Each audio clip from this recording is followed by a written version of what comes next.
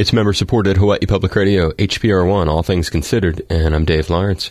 This weekend, reggae legend Steel Pulse back in the islands, part of the BAMP Project's second annual Republic Music Festival. Ahead of the show, we get to talk with frontman David Hinds, and he explains how the band have recently performed in Haiti and helping recovery efforts there. What's Haiti all about these days? What was it like? Well, Haiti's all about what it was all about 2 years ago when the earthquake struck back in January 2010.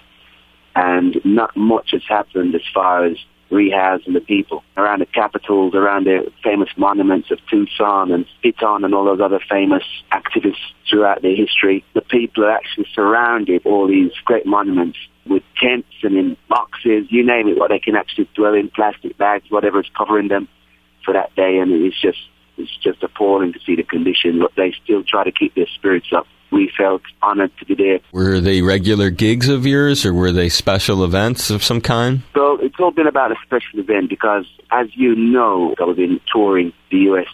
with the intentions of raising monies for Haiti in terms of supplying funds to a company that's building solar panels out there for their hospitals and everything else. That's the situation right now. We've been with the intention of generating funds to supply solar panels to their institutions.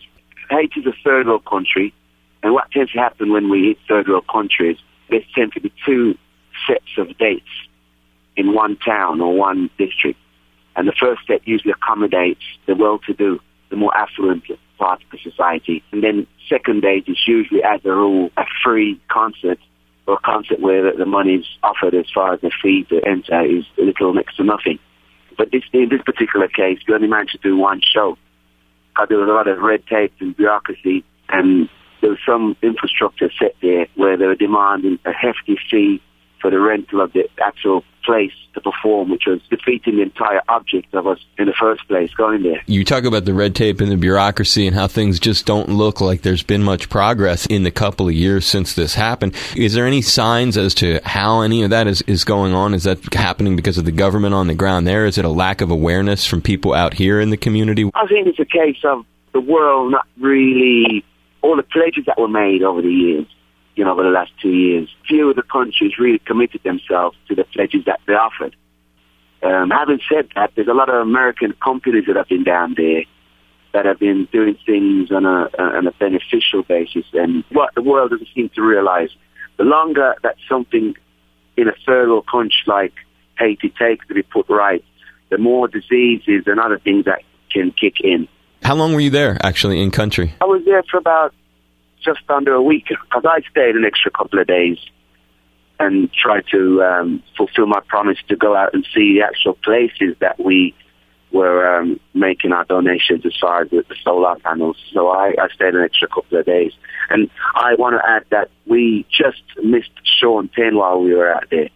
He flew in the actual day we were flying out to get a commemoration. I guess from what you're saying, just reading into it, you would say he is one of the few cats who's really put his money where his mouth is and tried to stand up for this cause and keep the flame alive. I'd say so. I mean, there's quite a few, but I'd really give a lot of reverence and acclaim to Sean Penn simply because, number one, he didn't have to do it. He's still got a career he needs to continue with, and he's put his career on hold and spent so much time down there. And he didn't care about the publicity. No one would need to know he's down there if it was left up to him. And the same with yourselves, really. You think about the way you've sort of established yourself, and I was doing homework for this and looking at all the moments in your life where you've stood up for people and you've made sure that your reggae message is it's not lovers reggae that you're doing. You're doing the real deal. You're like the fist in the air. This is what roots reggae is. Yeah, well, that's how it got to us in the first place.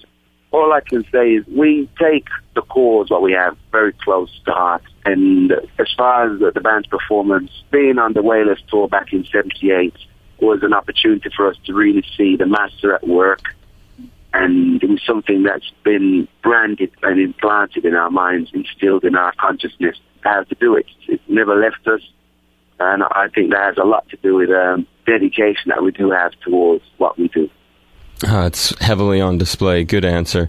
I appreciate it, Brother David. I look forward to the shows, and I applaud you for keeping the issues first and foremost in your music. All right, man. Thank you very much. And aloha, and we'll see you soon.